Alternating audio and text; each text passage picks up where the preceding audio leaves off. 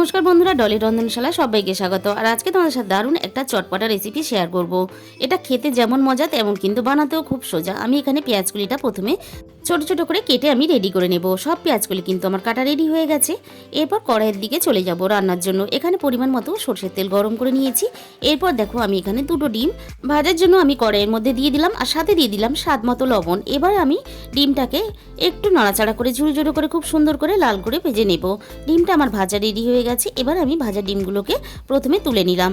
এরপর কড়াইয়ের মধ্যে আরও একটু তেল গরম করে নিয়ে আমি দিয়ে দিলাম লম্বা করে কাটা কুচানো রসুন, আর দিয়ে দিলাম এখানে প্রথমে ফুলকপি আর রসুনটা আমি এখানে হালকা নাড়াচাড়া করে একটু ভেজে নেব। এরপর এখানে দিয়ে দিলাম স্বাদ মতন পরিমাণ মতো লবণ দিয়ে ফুলকপিটা একটু নাড়াচাড়া করে নিয়ে আমি এখানে ঢাকা দিয়ে দেবো, যাতে ফুলকপিটা নরম হয়ে আসে। 2 থেকে 3 মিনিট পরে আমি ঢাকা খুলে রেখে নেব। দেখো ফুলকপিটা অনেকটা নরম হয়ে গেছে। এরপর সঙ্গে দিয়ে দিলাম গাজর কুচি। এরপর আমি এখানে আরও একটু নাড়াচাড়া করে নেব, যাতে গাজরটাও একটু হালকা নরম হয়ে আসে। তার জন্য আমি একইভাবে ঢাকা চাপা দিয়ে দেবো। এইভাবেই কিন্তু আমি ঢাকা চাপা দিয়ে রান্নাটা করতে থাকবো। গাজর আর ফুলকপিটা এখানে সুন্দরভাবে নরম হয়ে এসেছে। গাজরটা একটু হালকা নাড়াচাড়া করে নিয়ে দেখো এখানে গাজরটা কিন্তু সুন্দরভাবে সিদ্ধও হয়ে গেছে। এরপর একটু নাড়াচাড়া করে এইভাবে ভাজতে দেবো।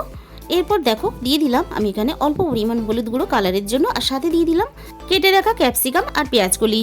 এবার সবকিছু খুব ভালোভাবে একসাথে নাড়াচাড়া করে আমি ভেজে নেব।